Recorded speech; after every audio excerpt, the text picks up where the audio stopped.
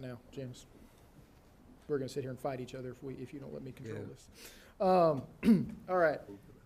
We have two projects located at Academy Creek that are funded separately. However, given the type and location of the work, we elected to have it bid out together. We were applied for and awarded an American Rescue Plan Act grant, ARPA grant, for the installation of a UV disinfection system to replace the existing gaseous chlorine system at Academy Creek.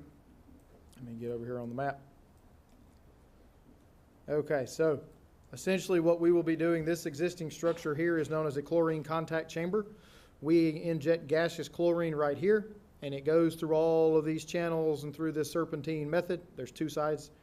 And then we dechlorinate at the very end before we discharge out. And what that does is remove remaining bacteria in the water that are not taken out by the treatment process. It is required by disinfection rules. Our previous disinfection indicator was E. coli. With an updated permit we got a couple of years ago, we swapped to enterococci as our primary indicator. What we have found is enterococci have a much higher resistance level to chlorine than what was previously in there. So we're dosing approximately 5 times the amount of chlorine we were previously dosing into that facility. It is effective to continue dosing chlorine, but there is certainly issues related to safety concerns with having that much gaseous chlorine on site. And the other issue is if we don't get the dechlorination done correctly, there's going to be an awful lot of chlorinated water, highly chlorinated water going into a river. So we'll be installing UV disinfection equipment on this side of the chamber. The other thing we'll be doing, this building here and this building here are called the RAS pumping station. RAS is return activated sludge, and what that does is take sludge from the bottom of these circular basins here and returns it into these square aeration basins to give a consistent food source to the facility. The existing RAS pumps are worn out and undersized, and we also have an abundance of rags in the facility due to years of poor screening that has now been corrected. So we will be installing larger pumps that also have a chopper capability, so when those rags get in there, they don't bind the pump up. We don't have to go unclog it. It grinds all of that up and spits it out. And will increase our flow, giving us much more control of the plant. We brought this to the Facilities Committee in February with a recommended award amount of $5.86 million, which is significantly over budget for this project. Facilities Committee in February had multiple requests on potential value engineering options, which were considered, and we came back with an option to reduce the suggested award by $326,000. This was working with our low bidder, Reeves Young, and our engineering partner, Golden Mills Cavewood.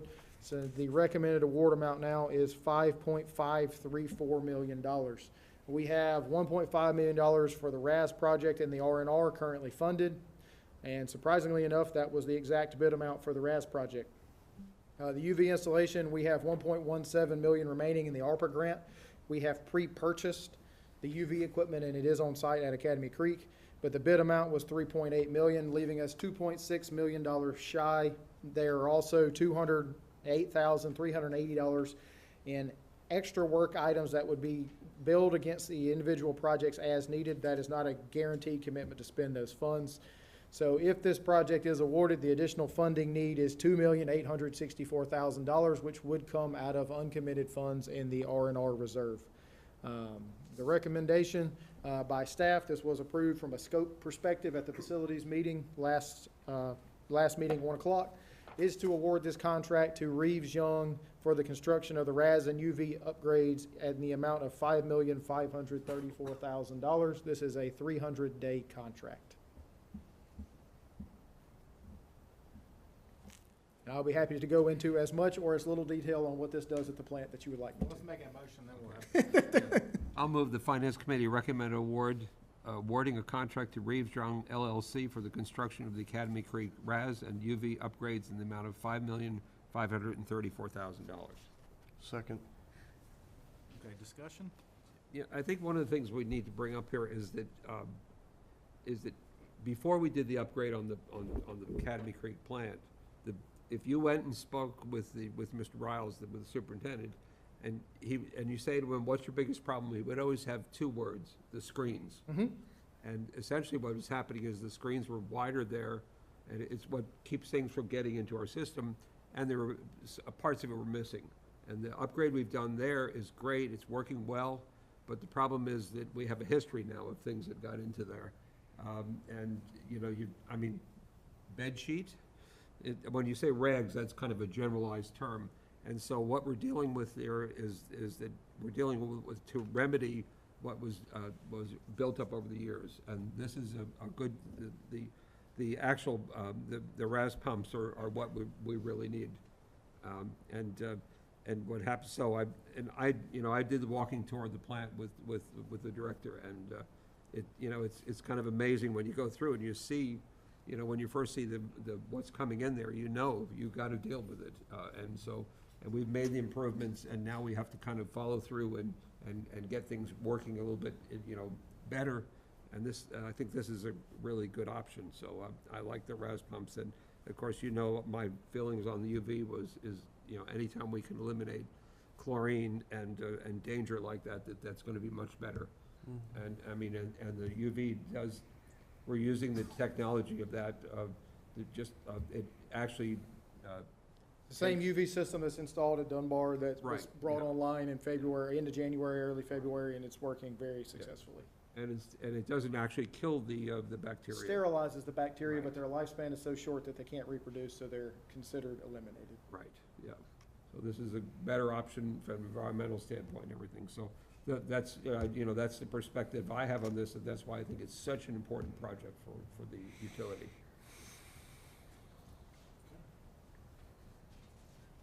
All right, all in favor?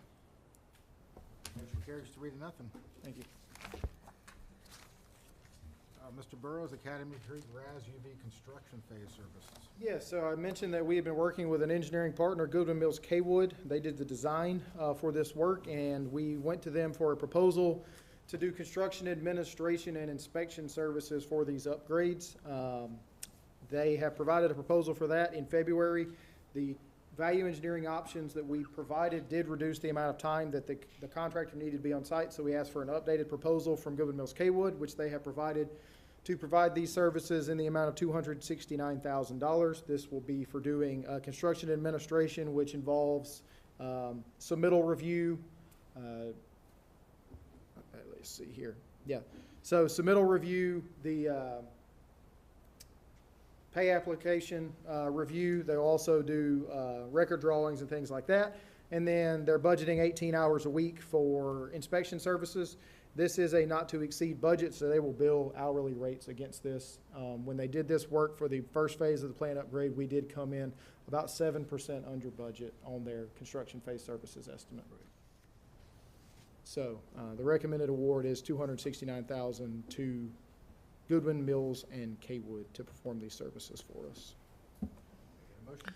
Mr. Chairman, I move that the Finance Committee recommend awarding a contract to Goodwin Mills Corwood LLC for construction administration and inspection services for Academy Creek RAS and UV upgrades in the amount of $269,000. I'll second the motion. Motion and a second. Any other discussion? All in favor? Motion carries 3-0. All right, Mr. Burrows, Highway 17 North Pump Station.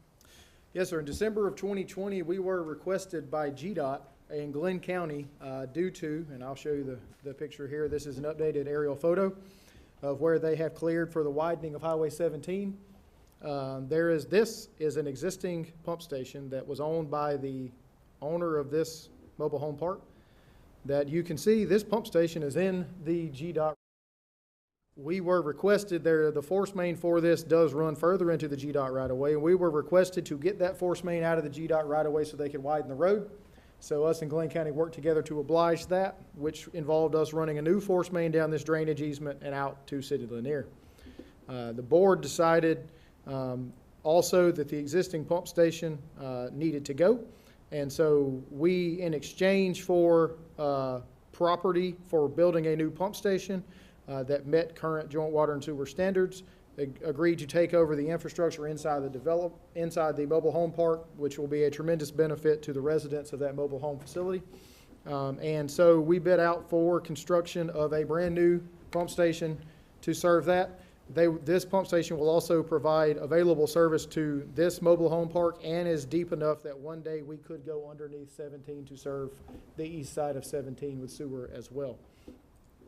So this was completed with in-house design. Electrical design was farmed out to Chatham Engineering, but all the civil mechanical work was done in-house. And we received one bid from Popco, Inc. in the amount of $1,172,044.78. The original estimate was done in 2021 for this project was $400,000. That was because we had just completed a pump station that was larger than the one we're putting in here at the Public Safety Complex on Golden Isles Parkway for $499,000 at that time. But as in the last 3 years, prices have skyrocketed. So the bid here is $806,971.93 over available funds, and that funding would be pulled from uncommitted funds in the capital improvement fee reserve. But Popco is working on 4 other pump stations for us right now, so we have an extensive history with them as a contractor. We will be providing inspection services to this ourselves since we did the in-house design. Motion? Sir, I move the Finance Committee recommend awarding a contract to Popco Inc. for the construction of the Highway 17 North Pump Station in the amount of $1,172,044.78. I'll second that. Was this a master meter before we took over the? No, all the customers were individually metered in there. They were just, the water and sewer systems were never publicly dedicated, so they were individually metered customers though. And they've been paying sewer charges for a long time, and the condition of the pump station there was really on its last legs. Highly substandard. Highly yeah. Yeah. All in favor?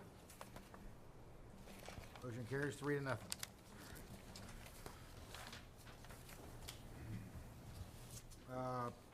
Contract award PS 4105, 4107 Force Main Improvements. Mr. Burris.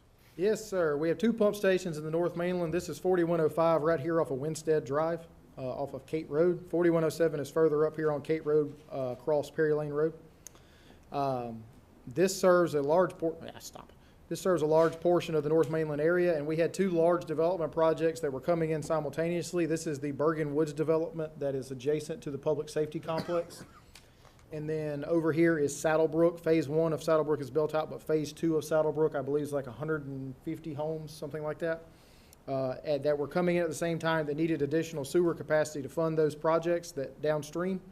Instead of having multiple people involved, what we requested they do is pay capital fees up front, and then we would handle the construction project downstream for them to have their capacity. Since that time, this vintage Brunswick multi-family development has also come in that is currently under construction right now, right there adjacent to I-95, and they will be using these improvements as well. So what we'll be doing is increasing the size of the force main that are leaving those stations. The current stations have a 6-inch force main from 4107 and an 8-inch force main from 4105. So they will both be going to 12-inch. The 12-inch force main from 4107 will basically be laid in the same location. But 4105, currently that station pumps from Winstead Drive right here, comes down Kate Road, turns before it gets to the railroad tracks, goes underneath the interstate, comes down Old Jessup, and then finally gets down here on Glendale and discharges to a manhole by Rich CPAC. So it pumps a long way, and it has a small pipe. So what we're doing is increasing the size of that pipe and going under the railroad and daylighting here into a manhole on Crispin Boulevard by Eagle Point Apartments. So we get the double whammy of reduction in head from having a larger force main and a shorter force main, so it will increase rapidly the pumping capacity of that pump station. And the good thing is, both this manhole and the manhole by Rich CPAC end up at the same pump station downstream, so it doesn't change anything downstream on the flow patterns. So we bid that out. One of the reasons this got behind schedule is we are going underneath the railroad track, and it took a year to get railroad permits in order to go underneath the railroad. So we had 2 bids. Low bid was submitted by TB Landmark Construction out of Jacksonville. They have done extensive work for us on linear projects in the amount of $2,325,852. We took the capital improvement fees provided by the original 2 projects, the Bergen Woods and Saddlebrook projects, and the original budget. However, that left us with a shortfall of $624,799. On this project, however, we do have sufficient reserves in the capital improvement fee reserve to cover that shortfall. Like I said, that vintage Brunswick project coming online and other developments in the area. So this is paid for by uncommitted capital improvement fees, and will open up additional capacity along that corridor for future development opportunities. There were 2 bids, and they were within $150,000, $170,000, and this one actually came in under our updated estimate. So hopefully we're getting a handle on these estimates on at least the linear work, which will be a good thing moving forward.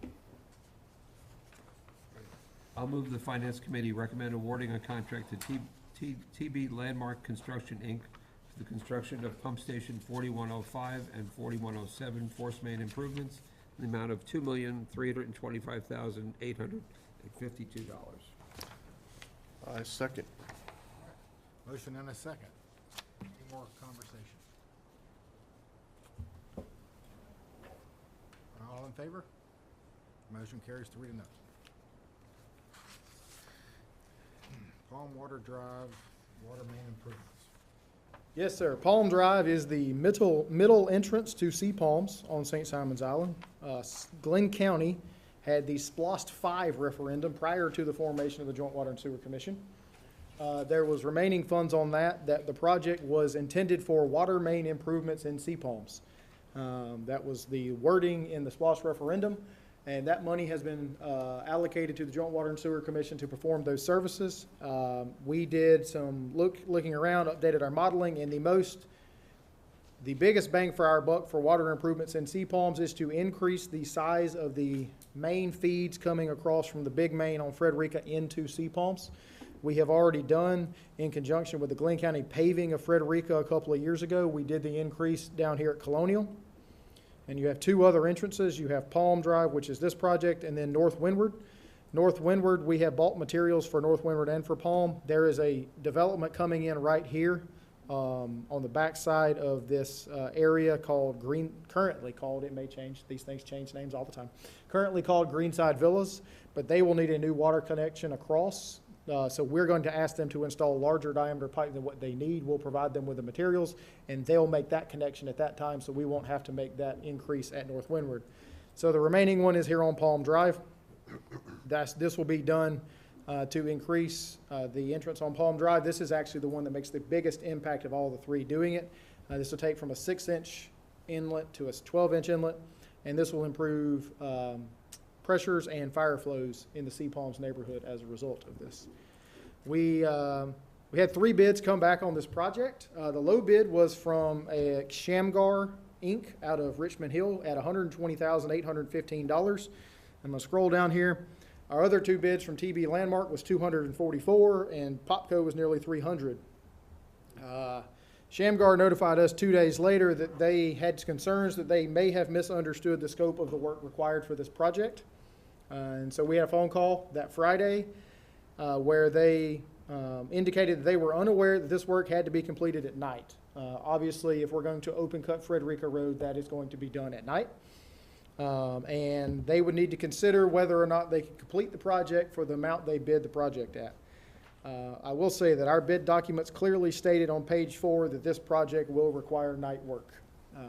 He came back to us, notified us on that following Tuesday they would be unable to complete the project. He indicated that it would require at least a 50% cost adder on his contract to do that, and since that would allow, he would lose significant amounts of money on this project, he respectfully requested that we retract his bid from consideration. So with that being said, we are moving forward with this contract recommendation to TB Landmark, our second low bidder, at $244,542. This will be a 20-inch steel casing installed across Frederica Road with a 12-inch water main pulled through the casing, and then that will be filled with flowable fill instead of standard backfill to hopefully eliminate any concern of trench settlement across Frederica Road. We do, Glynn County and the city of Brunswick, we work with them on these major high traffic areas to put in flowable fill in certain situations just to avoid any concern of trench settlement. It is an expensive option to put in, particularly compared to standard backfill, but it sometimes is a good idea to do that. So, the remaining SPLOST funds for the project is $140,892, leaving a shortfall of $103,650, which would be pulled from uncommitted funds in the R&R reserve. Speaking with Shamgar, they did express that they are sorry that they had to pull out of this bid, and they are interested in doing future work for us. They just misunderstood the scope when they bid this the first time. So I move that the Finance Committee recommend awarding a contract to TB Landmark Construction, Inc. for the construction of the Palm Drive Frederick Road water main crossing in the amount of $244,542. I'll second the motion. Motion and a second. Any more discussion? Was there any discussion with the county when they gave us this SPLOST money about providing the shortfall as well? We were told essentially, this is the funds we have remaining for you. We were grateful to get the money they transferred to us. Gotcha. All right, motion and a second. All in favor? Motion carries 3-0. Mr. Burrows, you're still up? I am still up. So these are 4 pump station rehabs, and this is something we're excited about. We're taking a different approach with these projects. We have 2 capital projects, 2001 and 2002 rehab. Those are on the south end of St. Simons, one behind the village and one on Arnold Road. And then 2033 and 2034, which are on the north end of St. Simons, one on Rice Mill and one on Lawrence Road. These are master plan driven projects due to condition-based needs. There is not a capacity need. These are replacing aged assets. One of the things we do twice a month as staff is we sit in this room with all of our project managers and key individuals to discuss our capital projects. And one of the things that has been a recurring point of discussion is how do we get our project cost under control? And this is one approach we're trying to do this on. Essentially what we're planning to do is we are going to be our own general contractor. Instead of hiring a general contractor that is then going to sub out work to multiple subs and buy all the materials, what we're going to do is we're going to buy all the materials and then do small contracts with individual subcontractors. Because if you think about it, if I'm hiring an electrical contractor to buy parts, he's going to get a cost for those parts and then mark that up. And then he's going to sub to a prime contractor who is going to mark up the cost he's getting. So the goal here is to avoid the double markup on these items when it's thinks as a project we can handle. So what you have here is for both these projects are electrical equipment purchases and bypass pump rental contracts that we would be handling. So there are multiple vendors involved. The digital copy has the 80 pages of quotes that we have behind it, but we did not print those out for you to avoid killing multiple trees. So bypass pumping will be provided by Hydro Service. It is $7,875 per month. Each station will take approximately a month on bypass to do this. So per project, 2 months worth of rental is currently planned. So it'd be just shy of $16,000 for that. At pump stations 2033 and 2034, we have to have Georgia Power bring 3-phase power into those stations to bring them up to current standards. That's $38,399. We are buying new high voltage and low voltage panels. We have separate panels that have the different voltages in it so that only trained personnel go into the high voltage panel, and the low voltage panel other people can work on, just for safety protocols. Those will be purchased from Power and Pumps. We are buying new variable frequency drives. NEMA 4X means that they don't have to go in a cabinet. They can be hung outside and exposed to the elements. Those will be bought from Goforth Williamson along with electrical panel air gaps. Air gaps provide a gap in the conduit that runs from the wet well where the pump leads come from before it gets into the electrical panel, so that any gases that make their way up that conduit do not get into our electrical panels and cause corrosion issues. Those will be purchased from Goforth Williamson, and then a lot of miscellaneous electrical parts, breakers, transformers, things like that will be purchased from World Electric. The single purchase amount for the 2033-2034 project is $110,512.90. For the 2001-2002 project is $76,459.10. The bulk of that difference is that there's already 3-phase power in 2001 and 2002. So we don't have to pay Georgia Power to do that work. And then there's bypass pumping rentals as well. Assuming that this is approved moving forward, we'll be bringing you additional contract amounts for an electrical installation contractor, some mechanical component purchases, potential for mechanical installation contractors if it's something that we don't think we can get to in a timely manner, and to coat the wet wells with protective to avoid corrosion on the concrete wet wells. So this is by no means the end of the spending on these projects, but we have $2.75 million between these two projects budgeted, and we think using this approach, we're going to save a substantial amount of money on these rehab projects. So we're excited to get this going. Full credit to our SCADA systems administrator, David Grantham, who suggested this, and then other staff, Kirk Young, got on board with this, and he'll be the project manager. He's our systems pumping and maintenance superintendent. And I really think this is going to be a benefit for our utility moving forward to try to get a handle on some of these escalating project costs. And it is us taking on more risk, but we think we're being intelligent about the risk we're taking on. So I did confirm with Mr. Dormany that we can't award all these in one motion. So we didn't have to give you 7 different memos for this.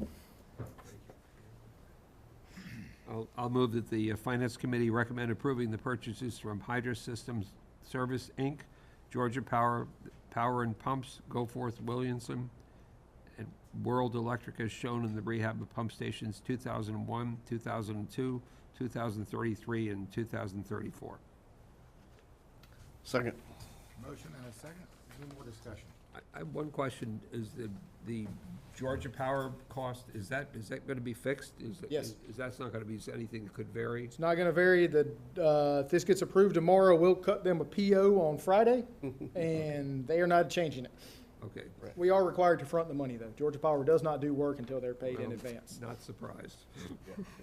Well, I'm excited about this, Andrew. Again, thanks for the staff to think outside the box a little bit. It's exciting, but yeah, we'd just ask that you kind of keep us updated, obviously, on how we're tracking versus what we kind of anticipated we would spend if we hired this all out. That'd be Yeah, cool. so some of our projects are highly complicated, and maybe that's not a risk we want to take. Yep. But for lack of a better term, parts change-out type work like this may be an approach we take on a lot of projects. And one of the things we're doing by this, we're actually eliminating the risk of the contractor on waiting on materials. So when you think about the things we've heard from them, the challenges with labor costs and scheduling, if we can go ahead and have all the materials, really then all they need to provide is the labor resources and then slip that in their schedule.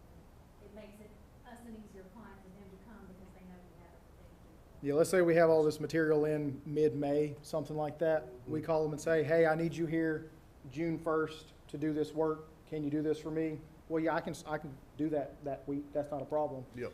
And each one of these stations will be, the electrical contractor will bring back, you're probably looking at a week on site for them at each one of these sites. So they can easily schedule that in. They may not all be done back to back to back in 4 weeks, Sure. but they can easily schedule a week instead of having to figure out how to plan a 300-day project. Gotcha. And And we could schedule the Georgia Power also, so we could have that done. Georgia before- Power will be done before we get any Before, electrical that's contractors on board. Okay. And then when you think about the way the coding will Yeah. work, once you know the electric contractor schedule, then you can slip the regular. Yes. coding in there. One of the advantages, I've repeatedly told people that we have an eminently qualified staff, and they come up with ideas like this. That's great. And they can handle these approaches, which will be a tremendous benefit for our ratepayers. But to get 80 pages of quotes, that takes a lot of legwork and time.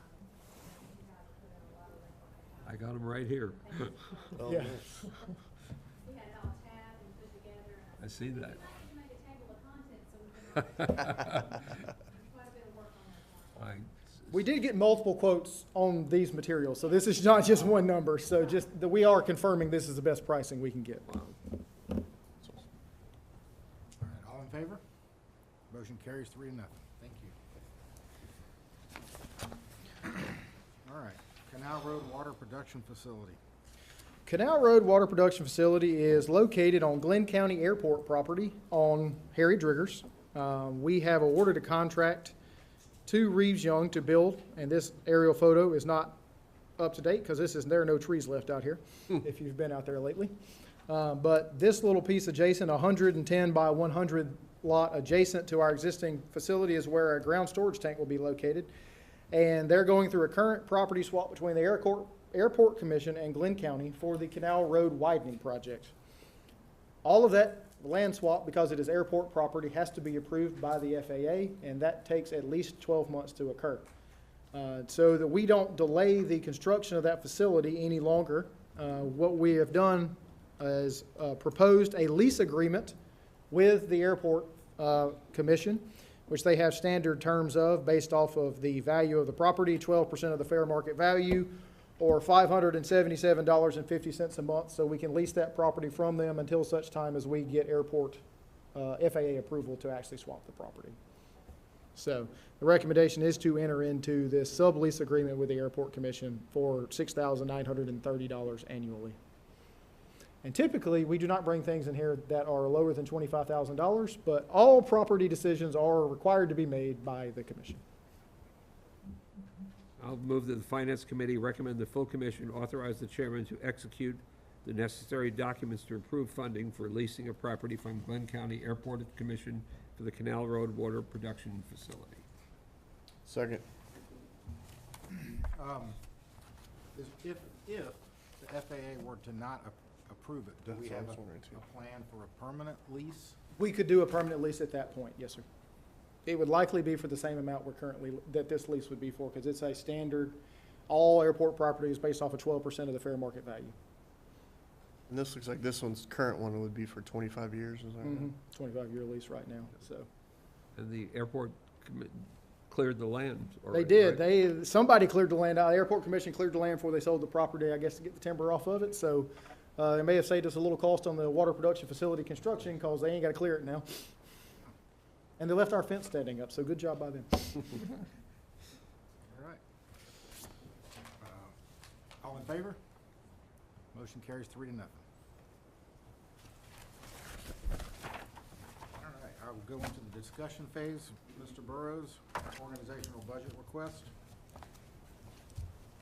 Yes, sir. Did you throw this together this morning? Did it all this morning, not a Okay. problem. No, the month of March is always an exciting time at the Joint Water and Sewer Commission. So this is for discussion with the commission today. Typical, the way we handle budgets is we present the budget request for discussion at the March meeting. We take feedback from the commission and then bring you a recommendation for approval at the April meeting for the budget.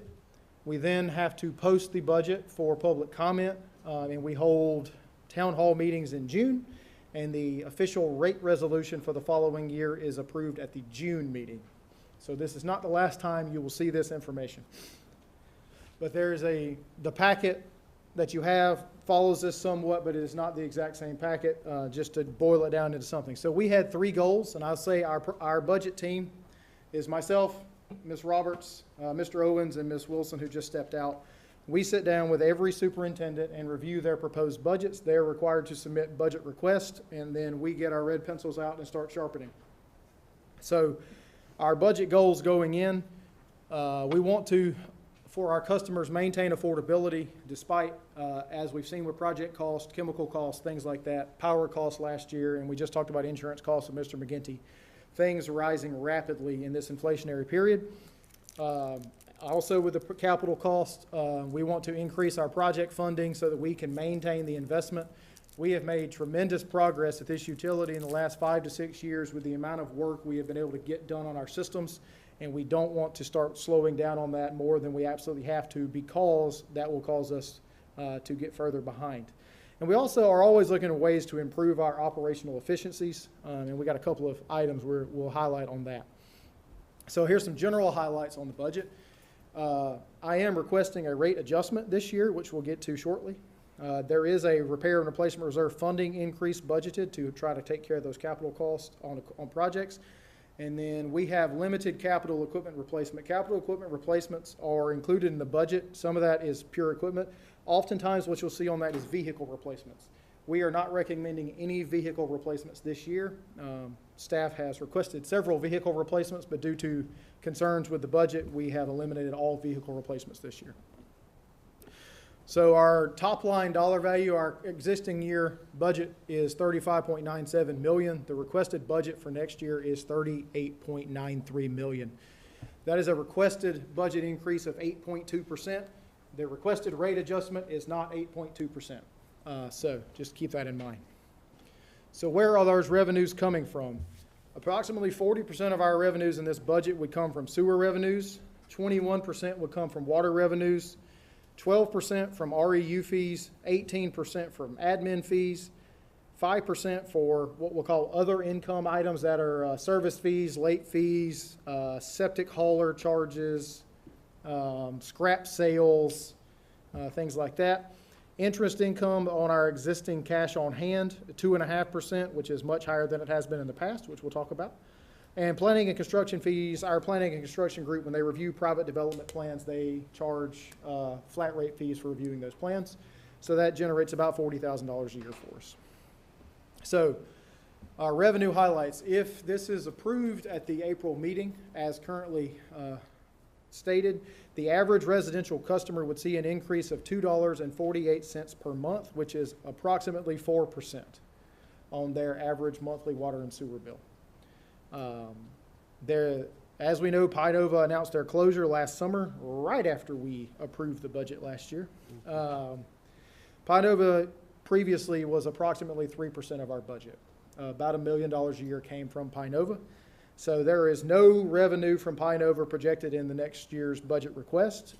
They have not discharged to us. They're a sewer-only customer since October, but they are still paying base fees on their account at this time, but they're expected to have that completed by end of June, early July on the base fees on that. So there is no Pinova revenue projected.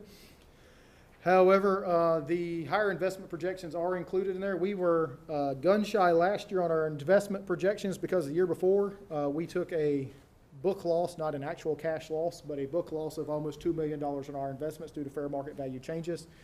But with the good work that Mr. Owens is doing with Synovus as our investment partner, we're projecting $1 million worth of investment revenue next year on those reserves. So how are we able to go up on the budget 8% without raising rates 8%? Well, that is because we have seen sustained customer growth even despite the loss of the Pinova account. This is a 5-year snapshot. So in fiscal year 2020, we sent out on monthly average 23,729 sewer bills. Year to date, our monthly billing average for sewer is 25,339. So just shy of 2,000 new accounts for sewer customers every month in the last 5 years. That is solid growth over that period. On the water side, it's over 2,000 new accounts in the last 5 years. So those new customers that we're getting in have really helped generate additional revenues for us, which we're able to maintain lower rates as a result. So the proposed rate adjustment is a 3% increase in the water and sewer usage rates. That would be the block rates that you're charged on the water and the sewer side. So that'd be 3% per every 1,000 gallons that you're charged. A 25-cent per REU increase in the REU fee. And the reason for that is because the loss of the Pinova base bill to generate the income that Pinova was paying on the debt service charges they were getting distributed to all the other customers works out to 25 cents per month on the REU fees for everybody. For example, our average customer is 1 REU. Pinova is, I believe, 2,667 REUs per month that they're paying. So it's a substantial loss of that income.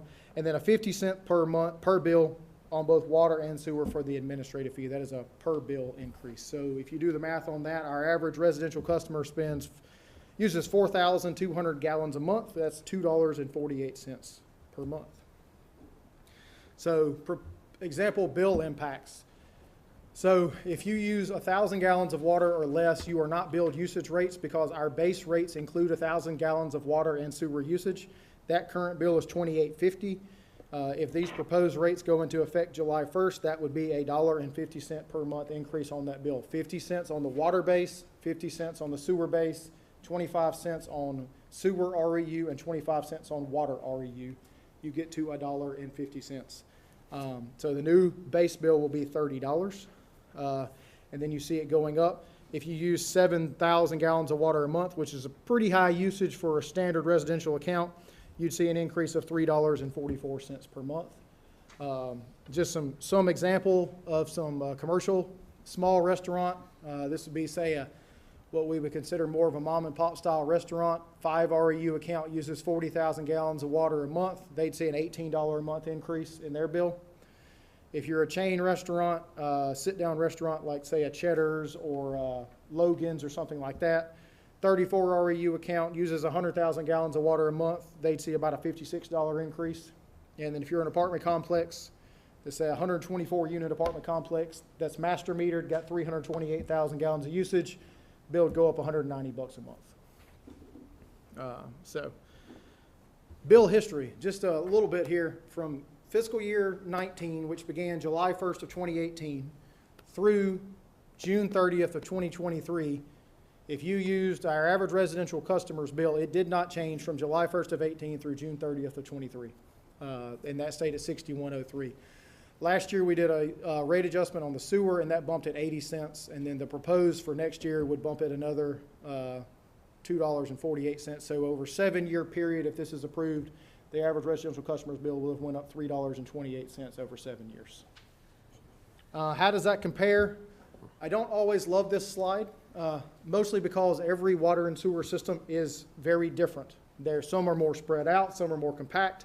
But this is a slide that does tell the details. What you will see at the bottom is a variety of different utilities, coastal utilities, regional utilities. You'll see things that say things like Statesboro inside and Statesboro outside. Some utilities charge people inside the city limits separate rates than what they charge outside because in their systems it costs more to pump outside the city limits. We're so distributed that our costs don't really change where you're at. The black bar there is us. The average for, these are all utilities. Now, I will say I calculated these based off available information on their website, so there may be some slight errors in here if I misunderstood their rate structure online, is for 4,200 gallons a month would be $64.62. The proposed rates for this next year would have our customer bill at $64.31, which is right there at the average bill from customers that would face here. And I will say there are utilities that are coastal utilities that I did not include here because their rates were so high it skewed the average. If there's, I'll say, a large coastal community in South Carolina that 40,200 gallons a month will cost you nearly $150. So I didn't include them because that would have unnecessarily inflated the. Is that the same one that has the really nice sidewalks? Yeah. So, not saying that we have low rates, we have consistent rates with what we would see in the region. So here's a graph of our revenues by the 4 major revenue types. From 2020, the 2024 number is this second or one from the right column there. That's projected income based off of revenues through the end of February. And 2025 on the far right would be our budgeted revenues. You see consistent growth in those, mostly due to customer growth in those accounts. So where would we be spending that money? About 35% would be non-personnel operating expenses, so that's day-to-day expenses that we have. Little less than a third would go to personnel expenses. Proud to say 23.71% of the budget would be going to self-funded capital project expenses. I do not know what that number is for many other utilities. I would be highly surprised if most other utilities were spending nearly a quarter of their budget self-funding capital projects, though. And then debt service and interest make up about 8% of the budget. And then the governing body, the 7 of you make up 0.4% of the budget. So we're going to have to do something about y'all's wild expense ratios. So I'm drinking the small Coke. Yes, yes. Yeah. So the expense, highlights on the expense, our total staff count remains unchanged in the proposed budget, 154 staff positions. We did see an increase in personnel costs because we are running about 2 or 3 staff members ahead of where we were last year in filling vacancies, which is helpful because we do not budget vacancies at 100%. We budget vacancies at 50% because of the struggles we have had in filling those positions. But this budget does include a 3.2% cost of living adjustment for all employees other than myself, and then potential merit increases of up to a total adjustment of 5% based off of their performance appraisal scores. I'm just getting the word out there. So if you get a 4 out of 5 overall on your performance appraisal, you would get another 0.9% raise at time when you got your performance appraisal. And then if you got a 5 overall, which is a very rare occurrence for anybody to get a 5 overall in their appraisal, you would get a full 5% cost of living adjustment. But even if Even if you got a 3 overall, you're going to get the 3.2% cost of living if this moves forward.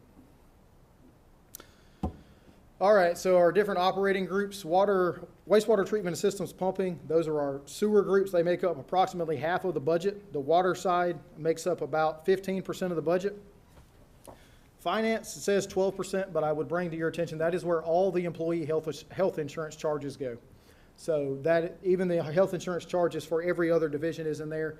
Our finance group is not spending 12% of the budget on typical finance related items. Yeah, we did not buy Dave's new car. Planning and construction makes up 6%, purchasing makes up 4%. And then we have general expenses for insurance, like we talked about Mr. McGinty, that make up about 3%, and the Office of the Director and customer service make up combined about 10%. Office of the Director is about 3%, and customer service, IT, and meter reading make up about 7% of that number. So where are the increases in the budget? These are the large increase items. There's one more item in here that's not listed as a budget increase. It's in your packet as a budgeted increase because we are, if you look at just difference year to year, it changes a lot, but that's because it's being coded to a new line item for technical services in Mr. Seller's budget. That is not increasing. That item is not increasing. It's just being charged to a different item. So the R&R transfer, that's a project transfer increasing with this proposed budget by just shy of $815,000. Chemicals going up $676,000. That's oxygen at Academy Creek and chlorination for the water production and phosphate for water production. Chemical costs have just continued to accelerate, not usage, but cost per rate has continued to accelerate. And then, as we talked about with Mr. McGinty, we will have commercial property insurance quotes for you to consider next month, but currently in the budget is the 40% increase that they told us on the front end before he tries to run these other scenarios. So that includes $241,000 right now. Hopefully that number will be much smaller when we bring it in next month, but until we know that number, we're trying to be conservative. All right, so decreases that are in the budget. And this first one is a misnomer. We are not spending $125,000 less being prepared for hurricanes. But that is the line item that it is called in the budget. What we have done for the past 5 to 6 years is we rent 5 portable generators from Yancey out of Savannah to have on hand. But we were fortunate enough to be awarded a FEMA project to purchase generators, and we now have those 5 portable generators on site, so we do not need to rent them anymore. So that is why we're spending $125,000 less on those generators. As a note, we will be reimbursed 85% of the funds that we paid for those, assuming we got all the paperwork completed in time for that project. So the cost to purchase 1 generator purchase 5 generators after reimbursement is less than 1 year of the rental contract we were doing. So that's a tremendous savings for us moving forward. Capital leases, we also in 2017 took out a lease to own program on some permanent bypass pumps at our large pump stations. We made the last payment on that in February. So those have been removed from next year's budget as well. That's $100,000 that's removed from the budget. And then our health insurance budget for next year, we have a formula that projects what our health insurance budget will be, is decreasing by $65,600 going into next year. I will say that one may be a little worrying because the reason that's decreasing is because a lot of our new employees are not taking insurance. That may be because we're hiring younger employees. You know, when you're 21, sometimes you don't think you ever need to go to the doctor, but we also don't want our employees not being able to take health insurance when necessary. So capital request in next year's budget per a change we made last year in the purchasing policy. If these are approved, they will all be brought back to you for your consideration at the time of purchase. But compaction testing equipment for planning and construction, when we do trenches in roadways, we're required to prove compaction testing on the backfill so that the trench does not settle. If we do not provide compaction testing results to Glynn County, they require us to provide an unlimited warranty on that project. So this is a $15,000 purchase to provide additional compaction testing services so that we can provide them the results they need. A plate compactor does the compaction for you on the front end to make sure that it's done correctly on the front end. Portable CCTV reel. CCTV trucks inspect sewer lines, and we have sewer lines down back alleyways and across people's backyards. And sometimes you could not get a CCTV truck actually into their backyards to do that. So this reel will allow us to take the equipment off the truck and roll it into the backyards they have and actually inspect those lines without tearing up the grass. And then cranes, we have cranes on the back of pickup trucks at Systems Pumping and Maintenance that allows to pull pumps out of wet wells. This is to replace 2 of those cranes. Academy Creek, we are currently waiting on 2 influent pumps for Academy Creek. We have 4, so the request is to buy 2 more in next year's budget, so we have brand new pumps at Academy Creek. And then distribution has requested a valve exerciser so that we can go out and exercise distribution system valves. Sometimes, particularly with valves that have been left stagnant for a while, they can be a little bit of a challenge. And this puts the appropriate amount of pressure so that we don't have somebody that accidentally breaks a valve in the process. So I'll be happy to go through as many or as few of the line items with you if you have questions. That was attached, but that is the proposed budget, and I welcome feedback as we attempt to move forward into next month's meeting.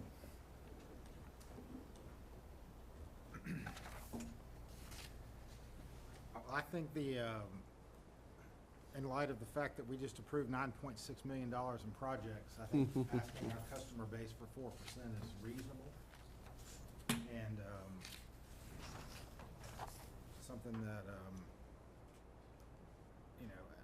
last year, the feedback I got from a handful of our customers was, I was surprised that we didn't get a higher. Well, that came on the tail end of last year. If you recall, when we were talking about our budget last year, one of the things that really went up was electricity, because Georgia Power went up almost 17% last year on their bills. We did not do that. We went up much lower percentage, but I'd rather go up a little bit as necessary than trying to do major jumps. And that's a problem for people when your bill changes $15 or $20 a month. That can be a real struggle. One of the line items in there was a lot higher, was the bad debt. I don't know if we talked about that today or if I just read that, but No, why was the bad debt so much higher for this coming year? That's definitely a reflection of current economic times and the loss of the LIWAP program. LIWAP was started during COVID, I believe, and much of those COVID projects or funding sources have ended or been retracted by federal and state governments. So we're seeing a higher level of bad debt, a higher level of aged receivables. Bad debt and our aged receivables, it's a formula we use, and the longer we have a higher outstanding balance on accounts receivable, the higher that bad debt expense goes.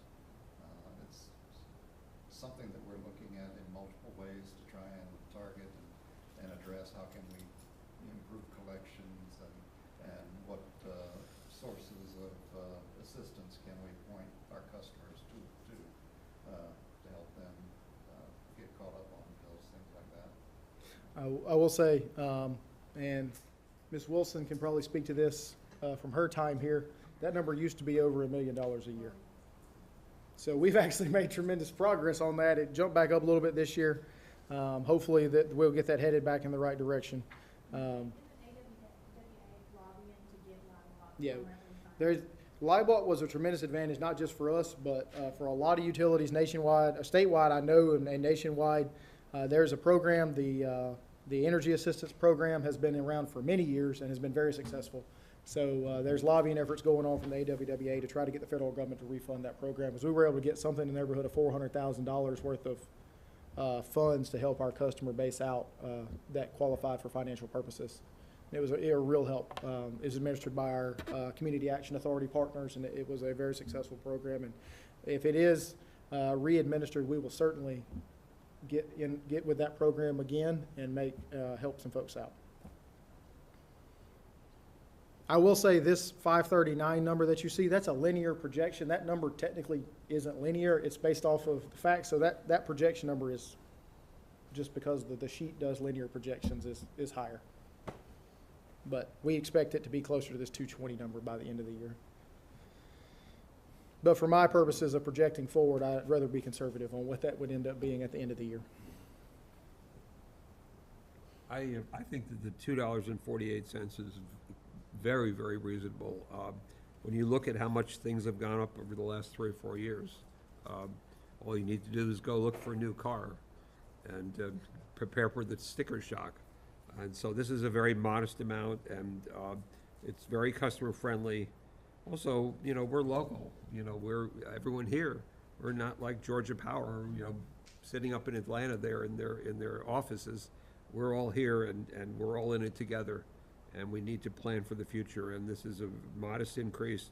It will benefit the utility and provide good solid base for our future expansion as the county approves more and more people, and we have to keep up with the demand here. I will note, we do not budget capital improvement fees. So there's none of this budgeted. That is just funds that come in when people do have new connections. So that revenue is not budgeted in here at all, just as a heads up for that. But I would concur with the other commissioners that I feel like this is a very fair, reasonable budget and projection for joint water and sewer. My only concern, or as we move forward and continue to share this with the public, would be that we, obviously the Pinova situation has affected us dramatically, but I would caution us to hang our hat and use that as the excuse Sure. for doing the rate. Obviously, we have to factor it in. But as we know, that incident has a negative connotation with a lot of people and a lot of things. So I'd hate to muddy our good projections and what we're doing well with that incident. So that's my only advice as we move forward. well said, sir. Certainly well said. I will also say we do not have any rental income projections, not a huge line item, but the county is finishing the paperwork to close on the property adjacent, so that rental income will go away. We'll get a check for the balance on the property, so that's not projected forward as well. The other thing I did not mention, another adjustment that will be made on the rates if this is approved. We do industrial surcharge rates. If you give us more than 250 parts per million BOD or TSS, we charge industrial surcharge rates. Those only go to large industrial customers, and we base those off of our cost to treat for the last 3 years. So those will be adjusted according to those costs to treat for the last 3 years. Just at Academy Creek, because we don't have anybody that discharges that level to any of the other plants. So it's just off the cost to treat at Academy Creek.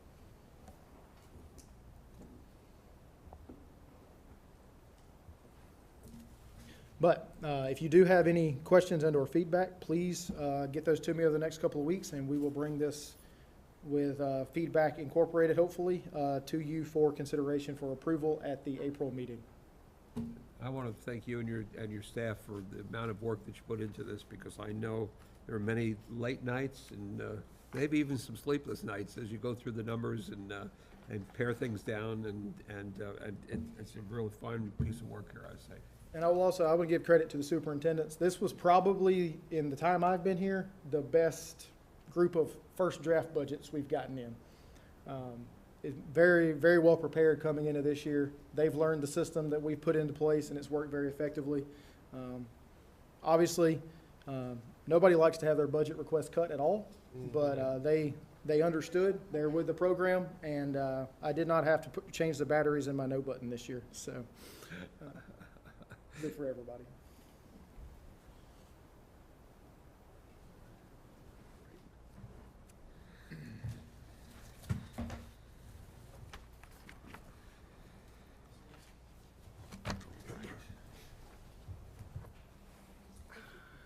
You can't operate it for me.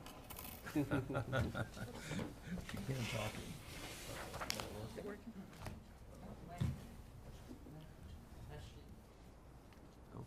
I'll have to do it. Good afternoon, gentlemen. Good afternoon. Before us is the financial statements as of February the 29th, 2024. We've had so many numbers, I'll try to keep this short and sweet. Appreciate it. Good, my head hurts. On page 1 and 2, we have our balance sheet. I have highlighted the bond sinking, And I had updated the description there from bond sinking fund to bond sinking and debt service, because that ties our two bonds together. The debt service is for the 2021 bond issuance, and the bond sinking was tied to the 2017 issuance. So I did update that description. We have a balance there of 2.1 million, and that is, we need a little less than $3 million by June 1st to satisfy our principal and interest payments in June, so we're trying to get that up there. And we do make a monthly contribution to that. Our accounts receivable, 2.4 million. This does include our tower rental, because it's all receivables. We did receive our tower rental check for 2023. That was received in March, so it will reflect it and drop that by 335,000 when we do our March statement. Again, trustee held accounts. This is, I did add the notation there that that's construction funds only. We have drawn down to a little less than $8.5 million, and there should be another draw request going out tomorrow or Friday. Construction in progress, a little over 36 million for all projects that are ongoing.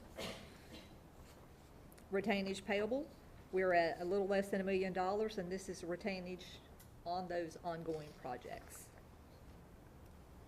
As Mr. Burrows mentioned, on our short-term debt, it has decreased a little because the pumps were paid off in February. Any questions on page 1 and 2 for the balance sheet? Page 3, summary revenue.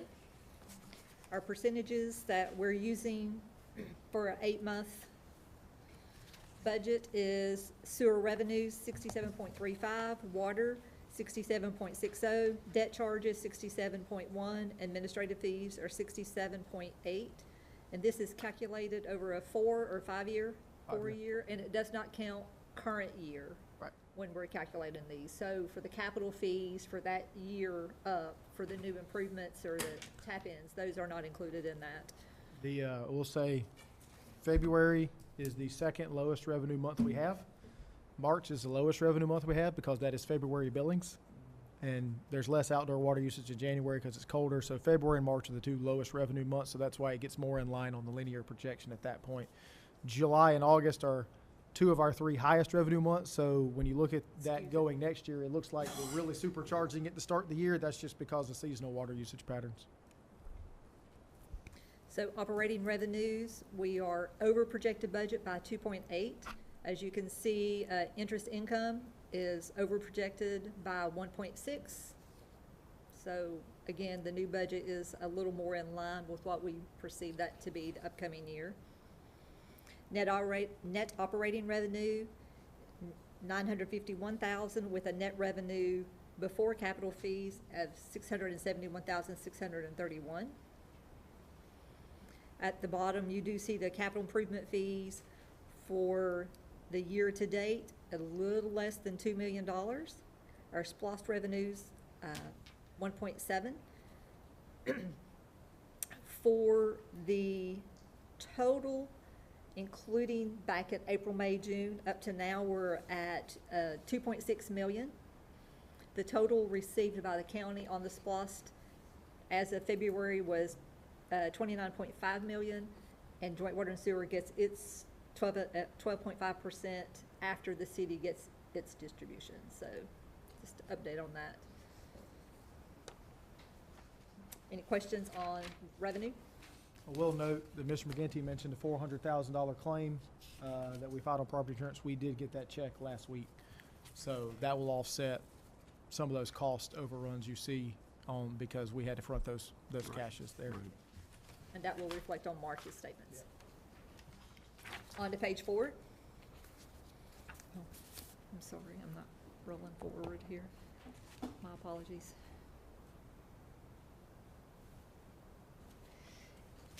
Our expenses by division. Our operating revenues, we are over budget by, projected budget by 1.8. Also note that that includes our purchase orders to date of 1,249,988. And as Mr. Burrows alluded to earlier, wastewater chemicals, as you'll see, that is the division that has a bigger variance there for 8 months budget versus 8 months expenses, a little over 2 million. Any questions on your expenses? On to page 5. Supplemental schedule of cash balances. Our revenue depository account, our utility revenue at 4.3 million. Group insurance, that is our United Healthcare account. It normally carries a $50,000 balance. Again, we had to book a payable for the month of around $7,000, so that's at $43,190 as of the end of February. Pretty much everything running good on our cash balances. On page 6 of that, there was an oversight on the Truist/Synovus overnight cash balances on the legally restricted. All of the Truist accounts have been closed. I removed that designation on the first sheet but forgot to do it on the second sheet. That correction has been made. So it is now Synovus for our overnight cash and also for our investments.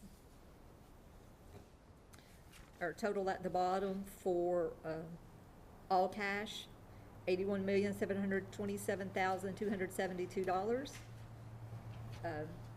52.5 million of that is in investments. And I did just want to notate our on-site cash, little less than $4,000. That is the CSRs, the customer service drawers, their change fund, and $100 in petty cash. So we're completely finished with Truist now at Yes. this point? Okay. We don't have any more, do we have more accounts with them, or they're all Everything's closed? closed out. Okay. All right. Any questions on cash balances? Okay, on to page 7. This is our investment portfolio. Again, we're at 52.5 million for our total. 9.5 of that is cash, 43 million is in securities. And we started our, I made a note. We started our investment accounts in 2018, 2019. So some of those are starting to roll off and be mature, adding to that cash balance right now. And we're getting a good interest rate on our cash, so As you can see, the current yield on cash is 5.18%, which is doing better than almost every investment. Yes. I take that. Yeah. And the Fed's still not lowering the interest rates. I know. What the So, heck? They announced today, they're not loading for at least 3 more months. great. okay, page 8 is our project report, 8 and 9. Again, we got 3. I just wanted to highlight the 3 projects with the highest expenses year-to-date. Our 801 FEMA mitigation is 1.5 million, North Mainland water loops 2.6, and Dunbar Creek rehab at 2.1 million. As mentioned earlier, our total construction in progress balance is a little over 36 million. We have had $10 million in expenses on our projects as of what was recorded February the 29th. So there's always some timing issues on that. The pay-ups don't come in till like the second week of March, and by the time they get processed, there's a couple of weeks of lapse time there. Page 9, just a little bit of a breakdown. $6 million of that 10 million is through our R&R capital improvement and SPLOST funding. A little under 4 million is through GFA projects and bond projects. Any questions on the financial statements? In terms of SPLOST dollars, and maybe this is a question for you, Andrew, or what, since we were just talking about budget, are we factoring in the projected increase in collections at all, or is that just bonus and not factored into our current budget projections and Not factored in. capital? Okay, On the previous SPOS, there was additional collections, however, we did not receive any of those additional collections. gotcha. And I think our total is supposed to be 15 million when it's all said and done. Gotcha. Thank you. Thank you. Thank you, Francis, Any other appreciate it. discussion? Hour and a half, can I get a motion to adjourn? So moved. Yeah, I'll second that. All in favor? Uh, Thank you very much. all right, there we go. Make another pit stop. 2 Cokes and that's it.